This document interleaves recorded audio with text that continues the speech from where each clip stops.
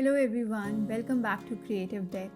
Today we are going to paint a beautiful soft blue-green botanical canvas painting. Let's get started. First, apply a thin layer of gesso to your canvas and allow it to dry completely.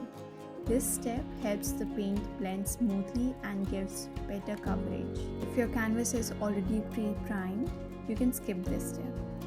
Once the surface is ready, lightly sketch your botanical design on it, and now we will begin with the background.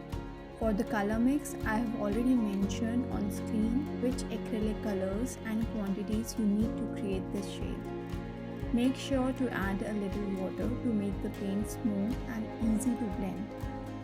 And while the background is still slightly wet, use the second color mix mentioned in the video to add the subtle texture. Now take a small amount of paint on your brush. Using dry brush strokes, gently drag the brush upwards.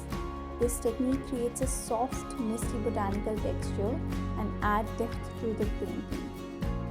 Allow this layer to dry completely before moving forward, and for the rest of the painting, mix your acrylic colors with sculpture base as shown on the screen to achieve the exact shades and subtle textures.